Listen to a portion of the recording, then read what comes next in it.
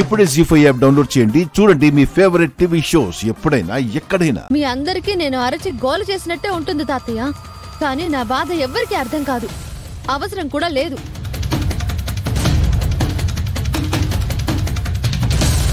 ఇదిగో అన్నింటికి మా వదిన అంటాడు. ఇప్పుడు చెప్తున్నా, ఆవిడేదో నిన్నిలా ప్రేమగా చూస్తుందేమోనని భ్రమపడుతున్నావు. కానీ అదంతా ప్రేమ కాదు. నిన్ను తన కాలి కింద చెప్పులా తొక్కి పెట్టాలని చూస్తుంది. నీ మీద కుట్ర చేస్తుంది.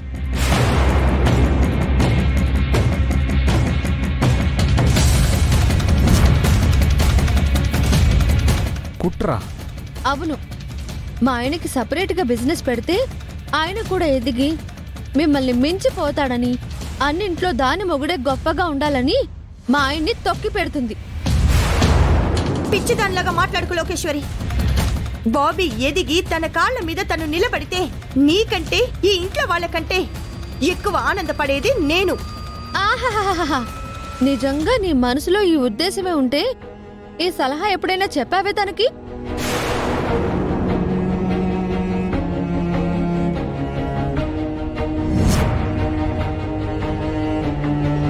నీకేమైనా కష్టం వస్తే నేను చూసుకుంటానన్నావు, కానీ నీకంటూ పెళ్ళయింది, ఒక సంసారం ఉంది, రేపు పిల్లలు పుడతారు, బాధ్యతలు నీ నెత్తి మీద పడతాయి. కాబట్టి నీకంటూ సంపాదన ఉండాలి, ఓ ఇండివిడ్యువాలిటీ ఉండాలి అని ఎప్పుడన్నా చెప్పావే? ఏవండి, చెప్పిందా?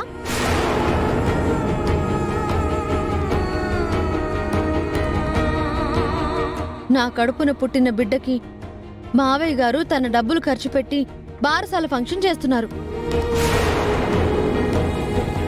తన సంపాదనతో కొని చైన్ బావగారు దాని మెళ్ళో వేశారు. మరి మా ఆయన ఏం చేశాడు అంటే, పోనీ ఏదైనా చెయ్యాలి అంటే చేసి చూడాలి కదా.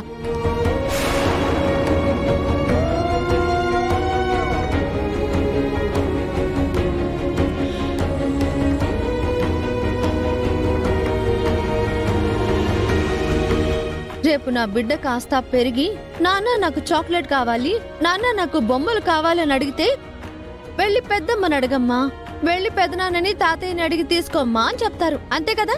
ఓసేయ్, నువ్వు నోరు మూస్తావా? మూస్తానత్తయ్య, మూసుకునే ఉంటాను. మొగుడు ఎదగాలి, తనకు సంఘంలో అందరిలాగే గౌరవం ఉండాలని కోరుకునే హక్కు కూడా నాకు లేదు.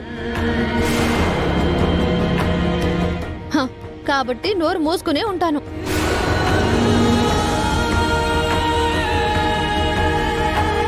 ఇలాంటి పరిస్థితి మనకు రాకూడదని మీరో నేను ఎవరో ఒకరు మనలో ఉన్న టాలెంట్తో పైకి రావాలని, అప్పుడే మనకు గుర్తింపు ఉంటుంది అని చెప్పా. ఎన్నిసార్లు చెప్పినా మీ బుర్రకెక్కలేదు. ఇప్పుడు అందరూ వేలెత్తి చూపిస్తున్నారు. ఇక ఇప్పటికి కూడా మీకు అర్థం కాకపోతే నేను ఇంకేం చేయలేను. అంతా నా కర్మ అనుకుని ఏడవడం తప్ప.